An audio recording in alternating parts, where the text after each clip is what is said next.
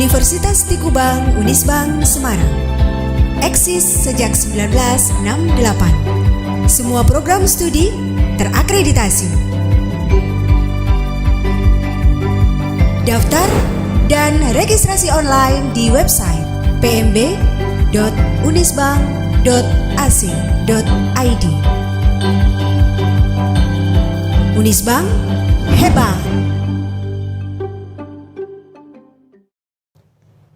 Assalamualaikum warahmatullahi wabarakatuh.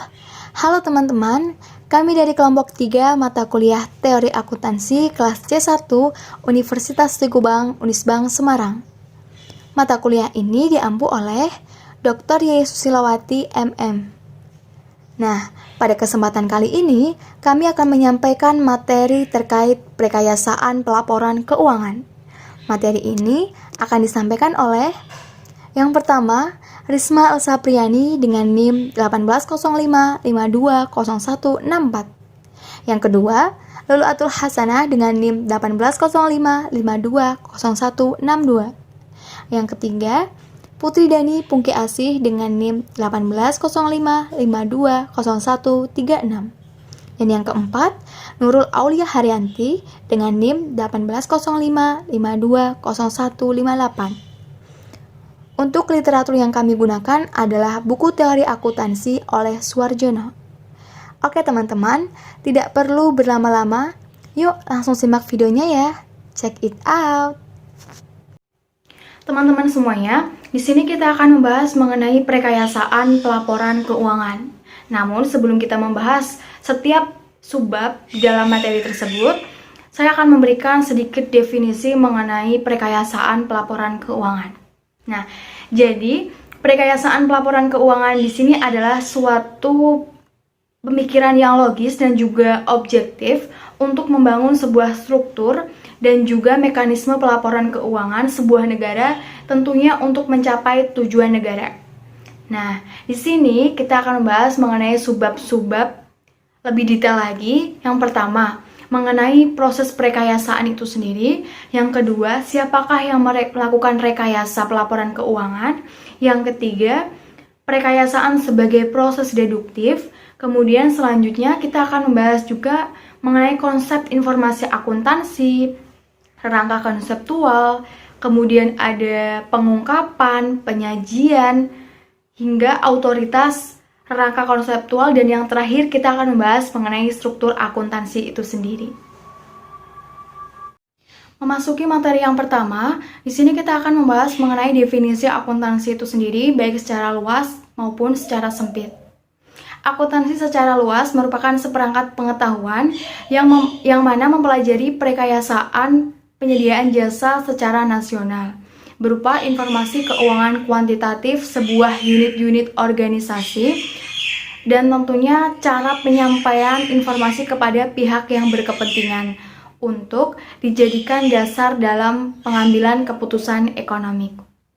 Selanjutnya, tentunya sebuah pengetahuan perekayasaan keuangan ini harus diaplikasikan untuk mendapatkan manfaat dari akuntansi itu sendiri.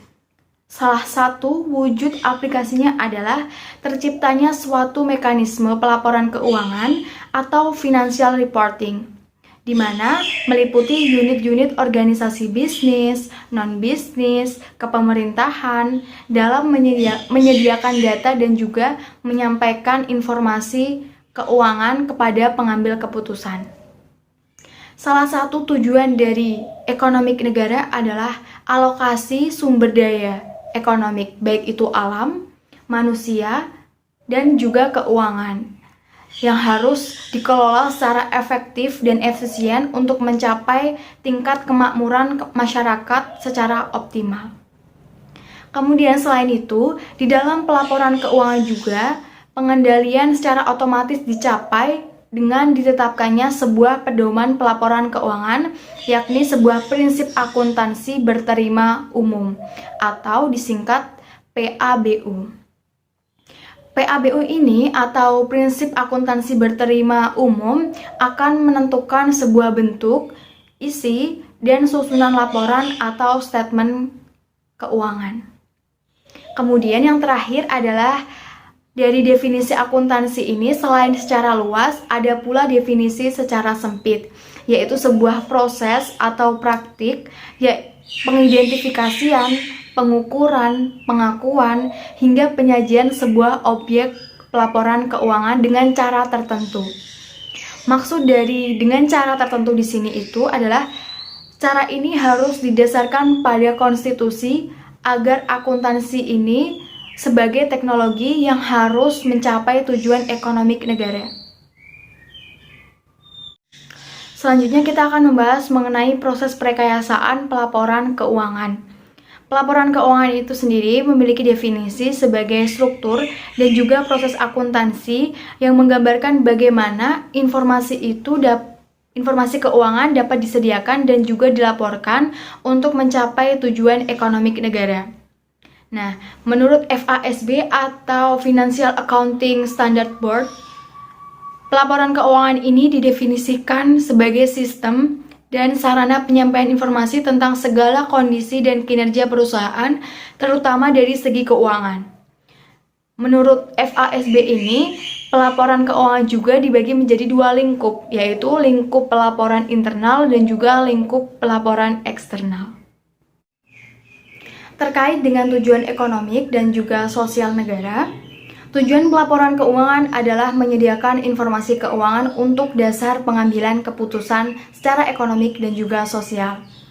Timbullah pertanyaan-pertanyaan mendasar seperti konsep-konsep dasar apa yang relevan, kemudian yang kedua, siapa subjek pelaporan atau entitas pelapor, yang ketiga, siapa yang dituju oleh informasi tersebut, kemudian informasi apa yang akan dilaporkan, dan simbol atau elemen apa saja yang digunakan untuk melaporkan, dasar pengukuran apa untuk mengkuantifikasi, apa saja kriteria pengakuan hasil pengukuran, medium apa yang digunakan untuk melaporkan, dan yang terakhir adalah bagaimana informasi disajikan di dalam medium tersebut. Dari pertanyaan-pertanyaan mendasar ini, kemudian adanya rangka konseptual. Rangka konseptual ini dijabarkan di dalam standar akuntansi dan acuan lainnya sehingga membentuk sebuah prinsip akuntansi berterima umum atau PABU. Dari PABU ini akan menghasilkan sebuah media pelaporan berupa bentuk, isi, dan juga jenis. Nah, sebenarnya teman-teman, dari pertanyaan-pertanyaan mendasar tadi tentunya ada jawabannya. Namun, bagaimana jawaban itu ada? Nah, jawaban atas pertanyaan perekayasaan ini harus melibatkan pertimbangan dan juga pemilihan berbagai gagasan tentang ideologi, filosofi, paradigma, hingga konsep dasar untuk mencapai tujuan pelaporan keuangan itu. Kemudian ada pertanyaan lagi, gagasan apa sih yang harus dipilih? Tentunya gagasan yang harus dipilih adalah gagasan yang cocok atau relevan dengan lingkungan diterapkannya akuntansi agar hasil perekayaan tersebut menjadi lebih efektif. Dari proses perekayasaan ini ada dasarnya, yaitu proses ini adalah untuk menjawab pertanyaan yang mendasar tadi. Bagaimana suatu kegiatan operasi perusahaan itu dapat disimbolkan di dalam bentuk statement keuangan, sehingga orang yang dituju itu dapat membayangkan operasi fisik perusahaan tanpa berkunjung ke tempat perusahaan tersebut. Jadi kita bisa melihat operasi perusahaan itu secara finansial. Tidak perlu kita harus datang ke perusahaan tersebut karena kita bisa melihat dari finansial atau statement keuangan. Selanjutnya adalah perekayasaan sebagai proses deduktif. Maknanya ditinjau dari pendekatan penalaran di mana prosesnya sudah digambarkan pada slide sebelumnya yang merupakan proses penalaran deduktif normatif.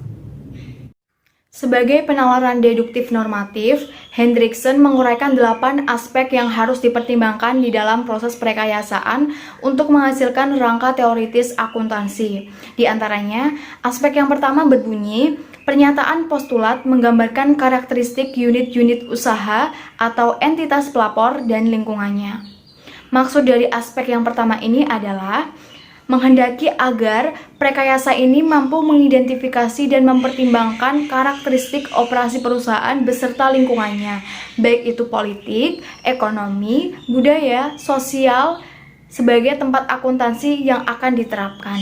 Kemudian aspek yang kedua berbunyi, pernyataan tentang tujuan pelaporan keuangan yang harus diurutkan dari pernyataan postulat. Maksudnya, yaitu mengarahkan prekayasa agar menentukan siapa pihak yang dituju oleh informasi dalam lingkungan negara yang dipostulatkan. Kemudian aspek yang ketiga adalah evaluasi tentang kebutuhan informasi oleh para pihak yang dituju dan kemampuan pemakai untuk memahami dan menginterpretasi, menganalisis informasi yang disajikan. Maksud dari aspek ketiga itu apa? Maksudnya adalah pemakai biasanya itu dipertimbangkan sebagai pihak yang memiliki tingkat kecanggihan. Jadi, bukan orang awam. Misalnya, sekelompok orang yang memiliki pengetahuan tentang kegiatan bisnis dan juga ekonomi. Kemudian aspek yang keempat adalah penentuan atau pemilihan tentang apa yang harus dilaporkan. Maksud dari aspek keempat ini adalah berkaitan dengan penentuan objek dan juga kegiatan fisik perusahaan dan lingkungannya, yang mana yang harus dilaporkan dan beserta makna yang relevan dalam mencapai tujuan pelaporan keuangan. Kemudian untuk aspek selanjutnya yaitu aspek yang kelima, di mana berbunyi evaluasi tentang pengukuran dan proses penyajian untuk mengkomunikasi informasi tentang perusahaan dan juga lingkungannya. Makna dari aspek yang kelima ini adalah berkaitan tentang masalah bagaimana kegiatan fisik perusahaan dapat diterjemahkan ke dalam simbol-simbol kuantitatif, atau di dalam aspek yang kelima ini memiliki makna pengembangan dan pendefinisian elemen laporan. Kemudian untuk aspek yang keenam adalah penentuan dan evaluasi terhadap kendala-kendala pengukuran dan deskripsi unit usaha beserta lingkungannya. Maknanya, dari aspek yang keenam adalah identifikasi keunggulan-keunggulan berbagai alternatif pendefinisian, pengukuran, penilaian, pengakuan, hingga pengungkapan informasi keuangan statement keuangan. Kemudian di aspek yang ketujuh berbunyi pengembangan dan penyusunan pernyataan umum yang dituangkan dalam bentuk dokumen resmi. Maksudnya, di aspek yang ketujuh ini menjadi penghubung antara proses prekayasaan di tingkat nasional atau makro dan tingkat mikro. Kemudian di aspek yang terakhir adalah aspek yang ke-8, di mana berbunyi perancang bangunan struktur dan format sistem informasi akuntansi untuk menciptakan, menangkap, mengolah, meringkas, dan menyajikan informasi. Makna dari aspek yang ke-8 ini adalah dipertimbangkan di dalam proses pelaksanaan hasil prekayasaan di tingkat perusahaan dan atau mikro jika standar akuntansi telah tersusun.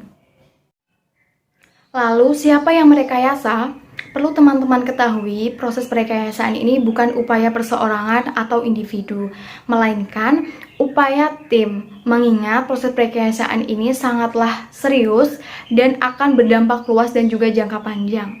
Di sini ada 3 poin terkait siapa yang merekayasa. Poin yang pertama adalah upaya tim yang melibatkan berbagai disiplin intelektual dan kekuatan politik. Poin yang kedua, badan legislatif, pemerintah, DPR atau MPR yang mempunyai peranan penting.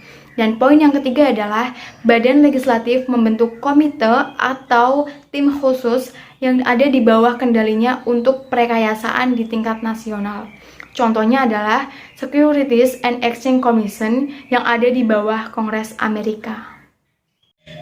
Selanjutnya adalah aspek semantik dalam prekayasaan. Di sini di dalam proses semantik adalah memiliki dan menyimbolkan objek-objek fisik kegiatan perusahaan yang relevan menjadi objek-objek statement keuangan. Maksudnya, seperti pada slide sebelumnya, telah dijabarkan mengenai aspek keempat dan aspek yang kelima di dalam penalaran logis menurut Hendrik, di mana merupakan langkah kritis dalam proses prekayasaan, karena hasilnya akan menentukan bentuk, isi, susunan, dan lingkup statement keuangan. Kemudian untuk model sekarang yaitu menyimbolkan kegiatan bisnis perusahaan dalam 10 elemen panel B yang telah terrefleksi dalam statement keuangan. 10 elemen panel B itu adalah aset, kewajiban, ekuitas, pendapatan, biaya, untung, rugi, distribusi ke pemilik, investasi pemilik, dan yang terakhir adalah laba komprehensif.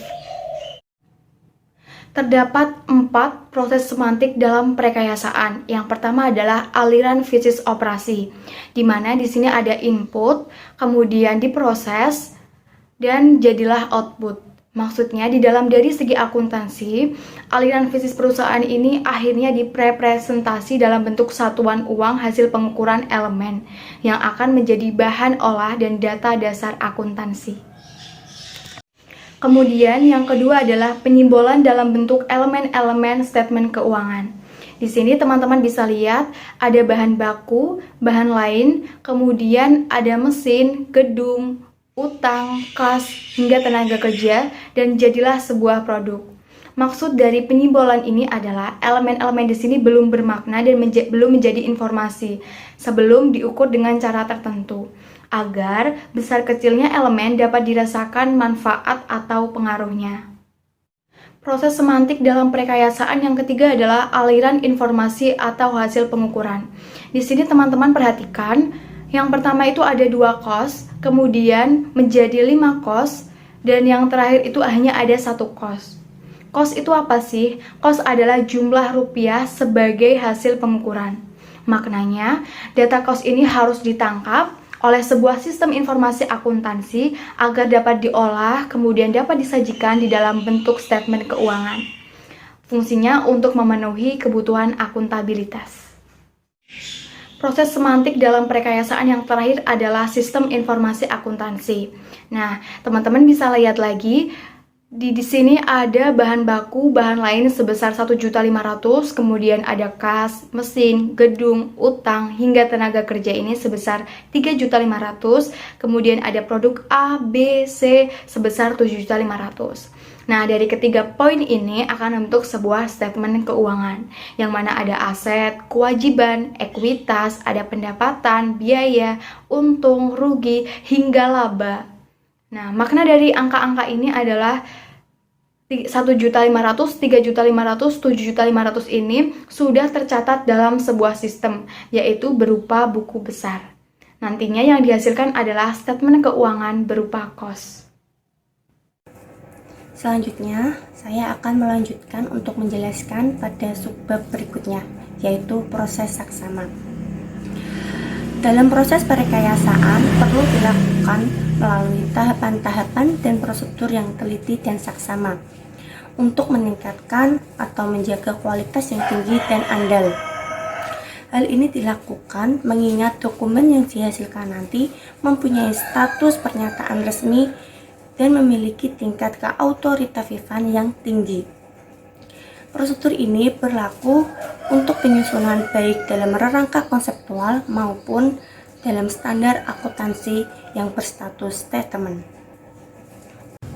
Berikut ini adalah proses saksama yang dilakukan FASB dalam menyusun pernyataan resmi.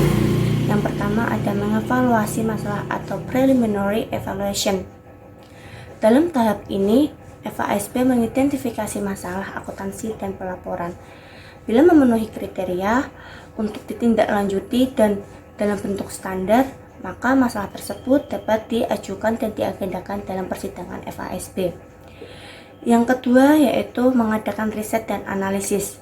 Tugas ini biasanya dilakukan oleh staf teknis FASB dan satuan tugas yang terdiri atas ahli di luar FASB yang biasanya ditunjuk langsung oleh FASB. Yang ketiga yaitu menyusun dan mendistribusi memorandum diskusi atau discussion memorandum. Memorandum ini berisi analisis terinci dari semua aspek masalah yang telah disidangkan pada tingkat awal tadi. Kemudian yang keempat yaitu mengadakan dengar pendapat umum atau public hearing untuk membahas masalah yang diungkapkan dalam memorandum diskusi tadi. Selanjutnya yaitu menganalisis dan mempertimbangkan tanggapan publik atas memorandum diskusi tadi. Dan yang selanjutnya, menerbitkan draft awal standar atau exposure draft yang diusulkan untuk mendapatkan tanggapan tertulis dalam waktu 30 hari setelah penerbitan. Kemudian yaitu menganalisis dan mempertimbangkan tanggapan tertulis terhadap exposure draft tadi. Selanjutnya yaitu memutuskan apakah jadi menerbitkan suatu statement atau tidak. Yang terakhir yaitu menerbitkan statement yang bersangkutan tadi. Prosedur tadi dapat mengisyaratkan bahwa suatu statement itu memerlukan waktu yang cukup lama untuk dapat disahkan dan diterbitkan. Namun, penerbitan dalam bentuk lain atau selain statement juga harus mengikuti prosedur-prosedur yang saksama, tetapi tidak sebegitu ketat dalam bentuk statement. Biasanya ini tuh penerbitannya itu meliputi memodifikasi, mengklarifikasi, memperluas arti, tetapi tidak menganggap bahwa statement itu tidak ada. Nah, suatu statement dapat diubah atau diganti hanya dengan penerbitan statement baru. Dewan Standar Akuntansi Keuangan dan Dewan Standar Profesional Akuntan Publik berwenang untuk menentukan materi-materi yang akan dibahas dan diusulkan untuk menjadi standar yang akan diberlakukan di Indonesia nanti. Namun, usulan tersebut harus diberlakukan atau mendapat pengesahan dari pengurus pusat untuk dapat diterbitkan di Indonesia. Yang selanjutnya yang akan kita bahas adalah konsep informasi akuntansi. Nah, salah satu kata penting atau kata kunci dalam definisi akuntansi adalah informasi keuangannya, yang biasanya berupa sederetan angka-angka. Namun sederetan angka-angka tersebut belum merupakan suatu informasi dan hanya menjadi sebuah data jikalau deretan angka tersebut tidak memiliki nilai atau makna bagi yang membacanya.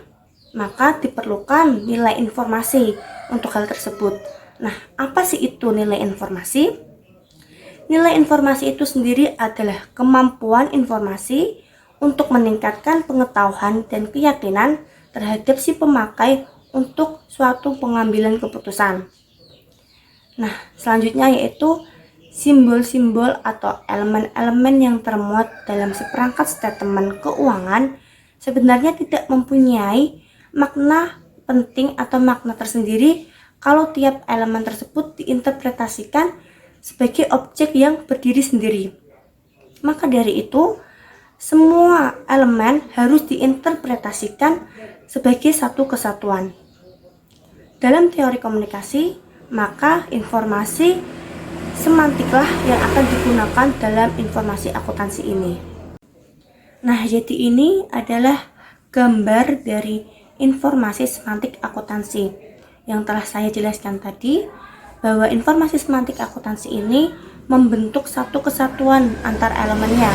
Bisa kita lihat dari elemen 1, elemen 2, elemen 3, dan elemen 4 itu membentuk suatu hubungan yang erat atau membentuk satu kesatuan yang akan menjadikan suatu informasi itu menjadi lebih baik. Maka dari itu, informasi semantik akuntansi itu tidak dapat berdiri sendiri karena nanti tidak akan mempunyai makna atau mempunyai arti. Melanjutkan pada gambar informasi semantik akuntansi yang tadi, bahwa informasi semantik ini harus ditangkap secara kontekstual melalui 3 komponen yang sangat penting. Yang pertama itu ada elemen atau objek. Nah, pada gambar tadi itu ada beberapa elemen yang telah kita ketahui, yaitu ada elemen 1, elemen 2, elemen 3, dan elemen 4. Nah, itu merupakan elemen-elemennya. Nah, yang kedua ada ukuran dalam unit moneter atau size-nya. Nah, dalam gambar tadi itu ada bulatan-bulatan yang ukurannya itu berbeda-beda, ada yang besar, ada yang kecil. Nah, itu yang dimaksud dengan ukuran dalam unit moneter atau size-nya. Jadi ukurannya berbeda-beda, ada yang besar dan ada yang kecil. Dan yang terakhir itu ada hubungan atau relationship yang kita ketahui pada gambar tadi, ada tanda panah yang saling menghubungkan membentuk satu kesatuan. Nah, itu adalah hubungannya atau relationship-nya pada antar elemen. Jadi pada informasi semantik ini harus memenuhi 3 komponen utama itu tadi. Bahasan yang selanjutnya yaitu rerangka konseptual. Di sini saya akan menjelaskan apa itu rerangka konseptual terlebih dahulu.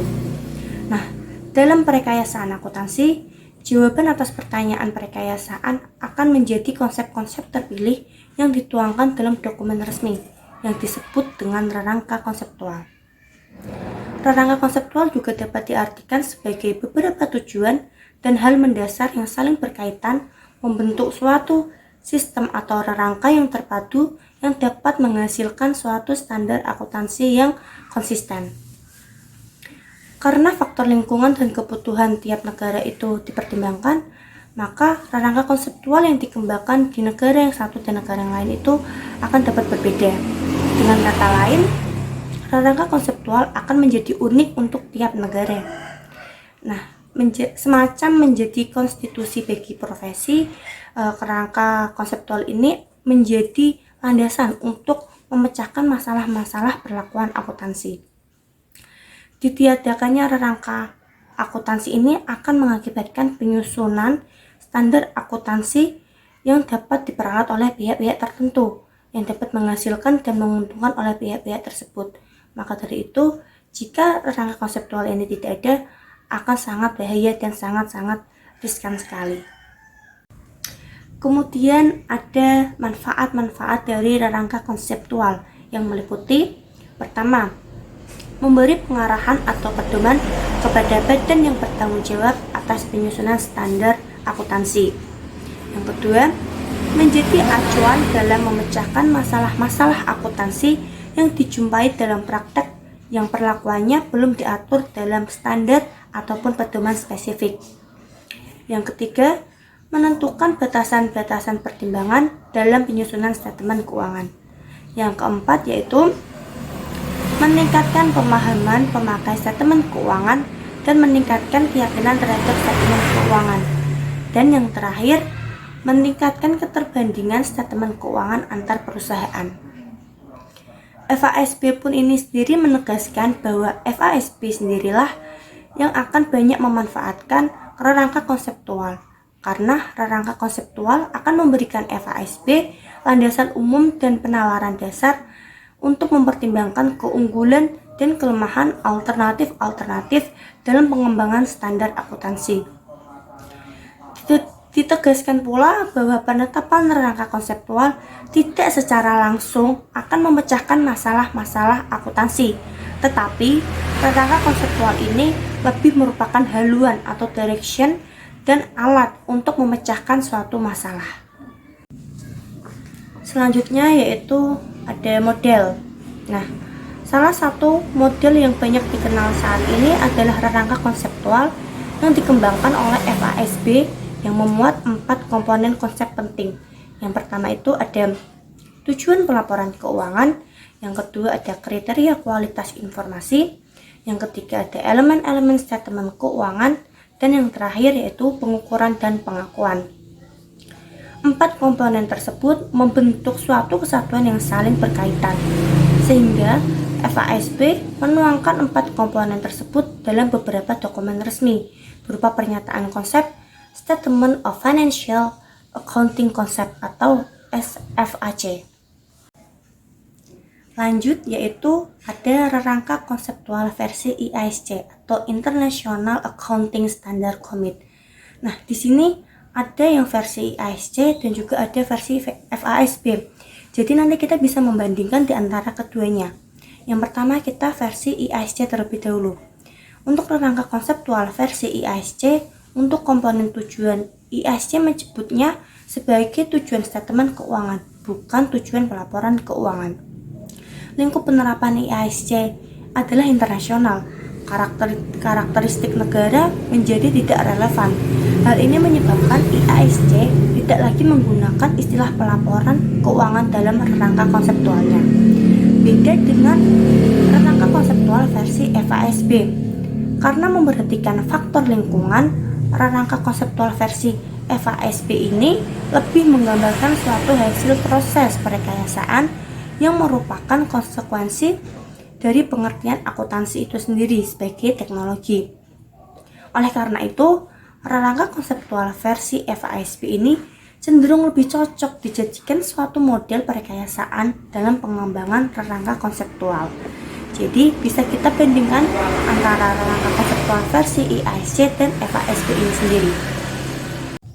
Pada aspek pendidikan, rangka konseptual versi FASB lebih unggul daripada rangka konseptual versi IASC. Mengapa demikian? Ada dua alasan. Alasan yang pertama yaitu rangka konseptual versi FASB menyertakan basic for conclusion atau background information yang berisi deskripsi, argumen, dan penalaran yang rinci untuk setiap konsep yang dipilih. Dengan demikian, penalaran dan argumen yang melekat pada tiap penjelasan konsep-konsep rangka konseptual versi FASB ini membentuk seperangkat pengetahuan atau knowledge yang dapat dipandang sebagai suatu teori deduktif normatif untuk memahami yang lebih baik mengapa konsep tertentu dipilih bukan yang lain dan apa implikasinya.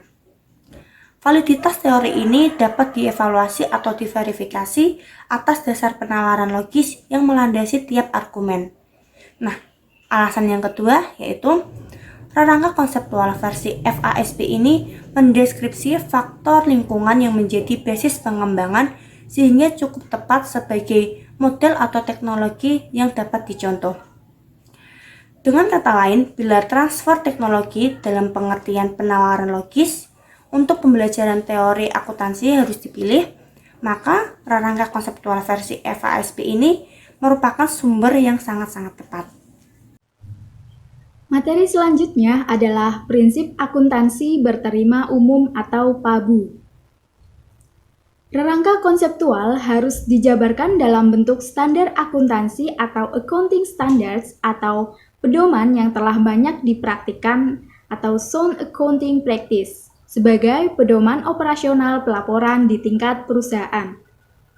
Kedua pedoman tersebut secara keseluruhan membentuk rangka pedoman operasional yang disebut Generally Accepted Accounting Principles atau GAAP, yaitu prinsip akuntansi berterima umum atau PABU.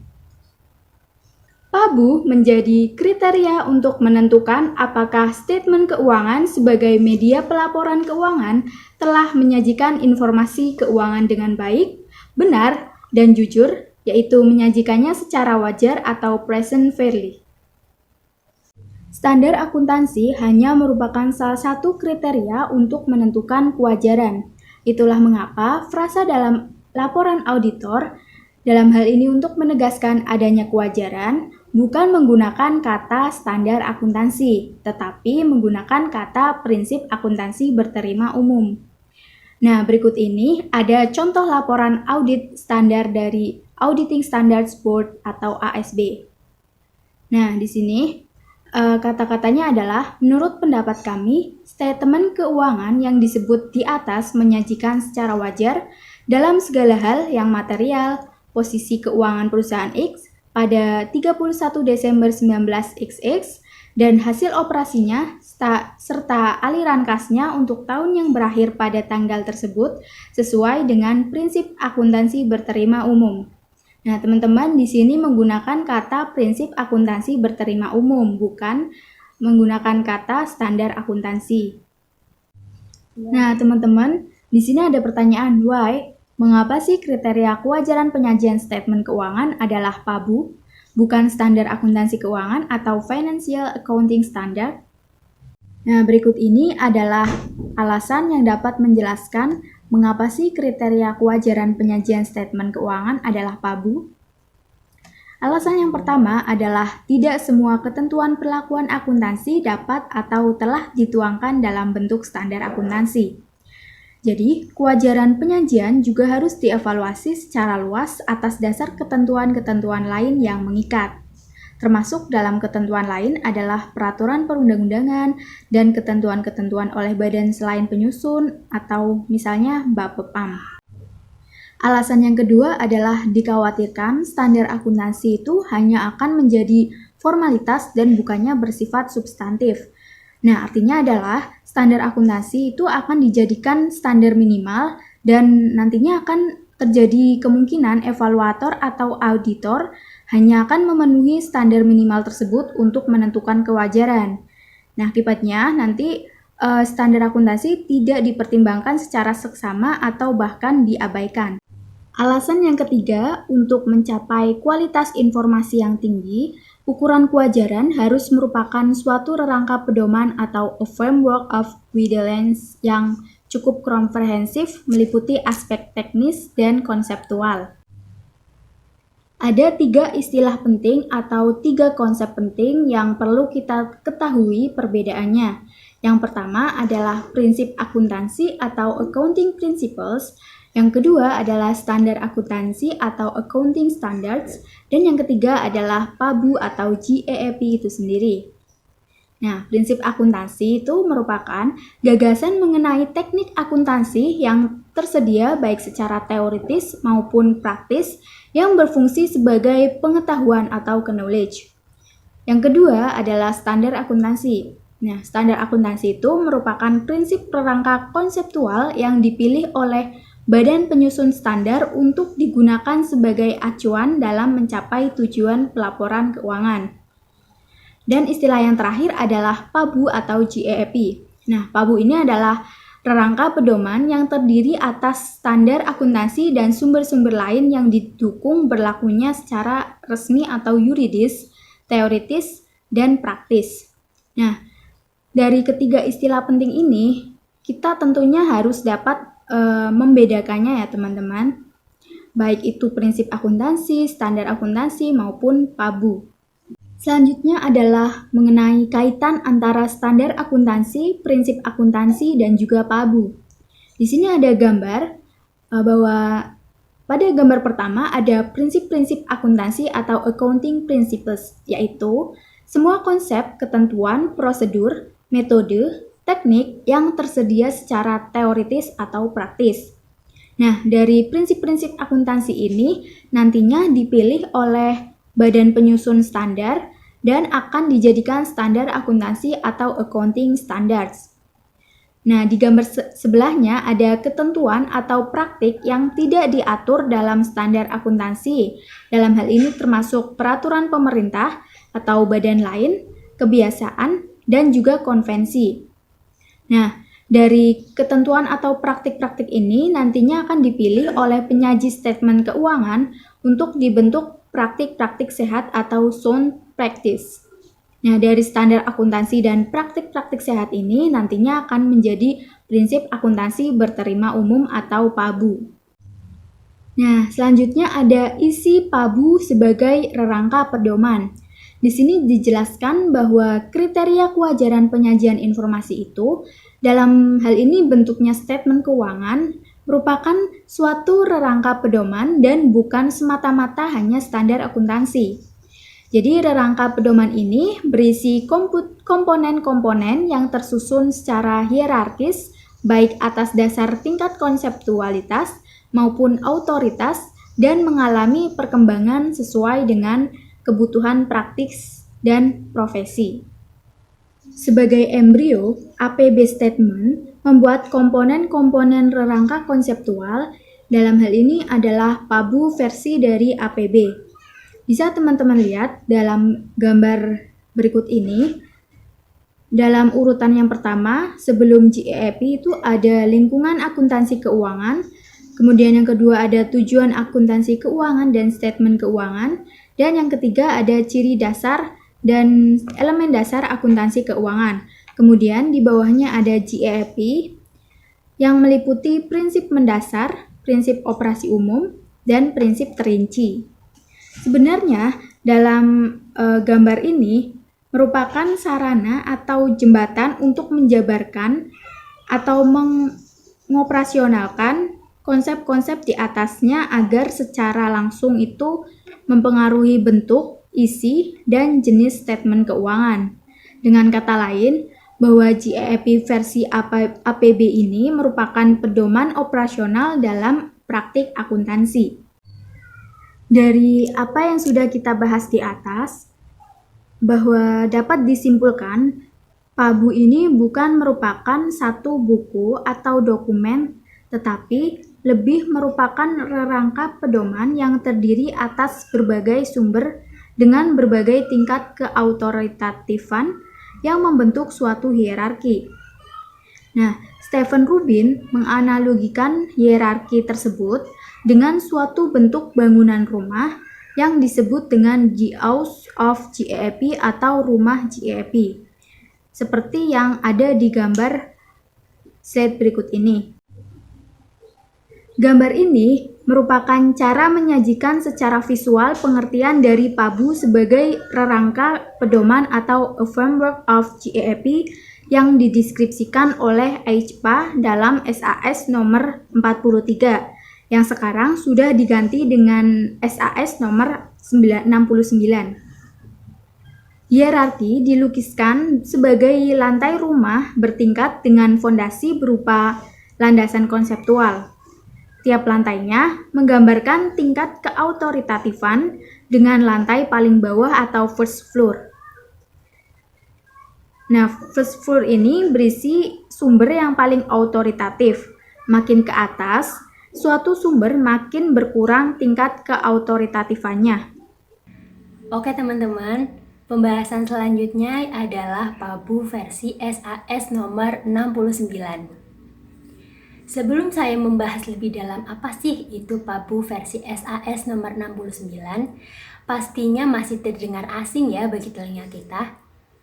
Nah, saya akan menyinggung sedikit tentang PABU versi sebelumnya yang sudah dijelaskan oleh rekan saya Pungki. Bahwa pada PABU versi Rubin itu hanya ditujukan untuk entitas non-kepemerintahan. Sedangkan pada SAS nomor 43 itu menyebutkan bahwa entitas bisnis dan entitas non-bisnis itu merupakan suatu entitas non-kepemerintahan. Karena tujuan, karakteristik, dan jurisdiksi operasionalnya itu berbeda, maka diperlukanlah pelaporan keuangan yang berbeda pula. Selain itu, SAS nomor 43 belum memisahkan sumber-sumber PABU bagi entitas kepemerintahan dan entitas non-kepemerintahan. Jadi, untuk mengatasi masalah tersebut, maka lahirlah SAS nomor 69 yang diharapkan dapat mengubah hierarki GFAP yang mana tanggung jawab dalam penyusunan standar di entitas kepemerintahan dan non-kepemerintahan itu dibedakan sesuai dengan jurisdiksinya. Coba kita perhatikan slide berikut. Nah, di sini ada dua kategori hierarki yang merupakan suatu bagian dari rangka kerja PABU SAS nomor 69. Nah, di sini ada dua kategori. Yang pertama itu prinsip akuntansi tetapan dan literatur akuntansi lainnya.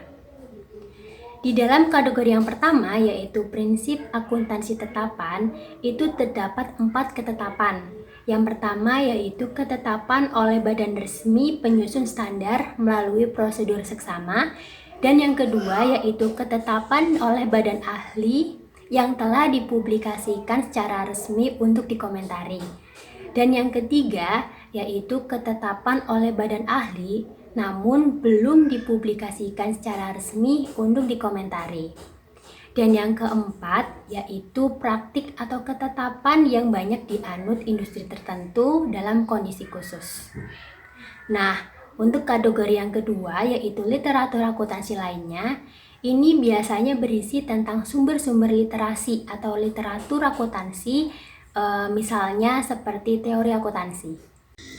Nah, bisa disimpulkan ya teman-teman, dengan adanya rangka ini, makna GFAP menjadi lebih luas cakupannya. Dengan demikian, laporan auditor independen akan tetap menggunakan frasa Generally Accepted Accounting Principle di dalam opininya, yang mana tidak akan membedakan laporan auditor untuk entitas kepemerintahan dan entitas non-kepemerintahan.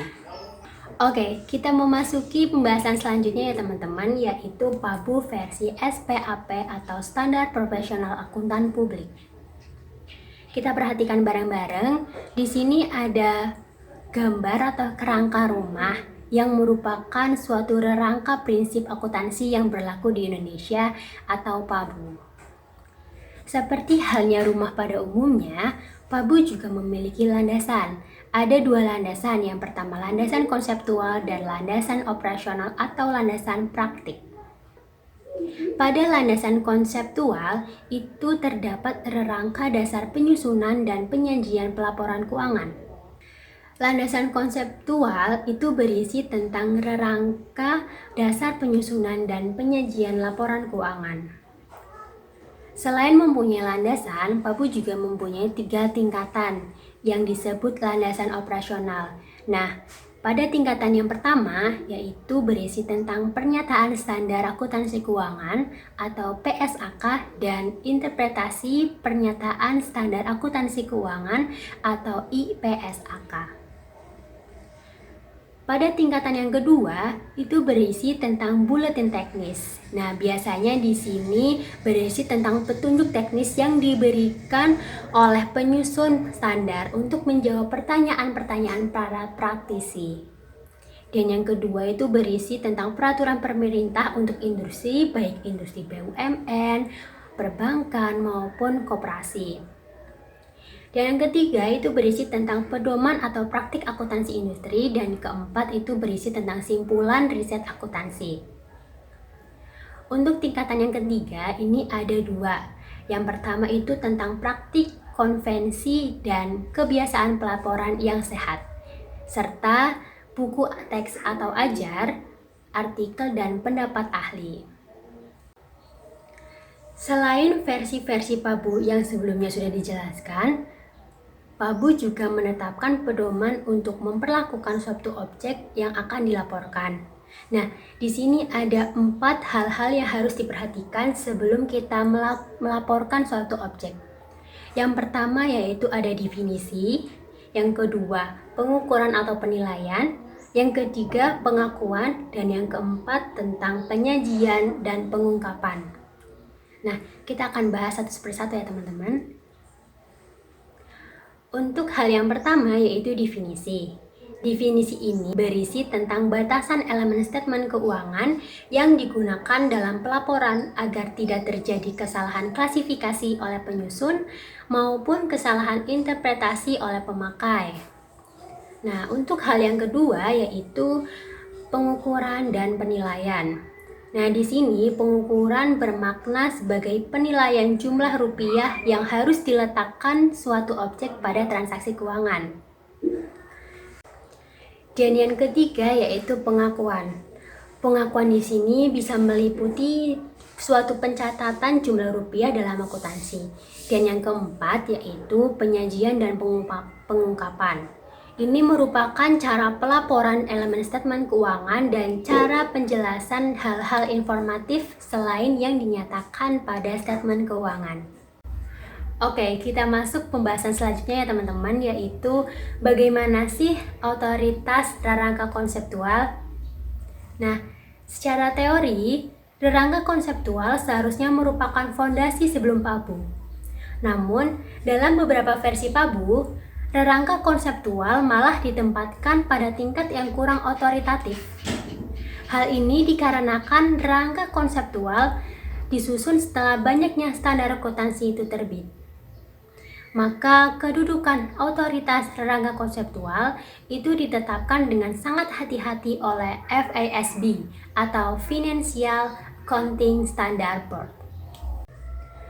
Pembahasan selanjutnya adalah struktur akuntansi.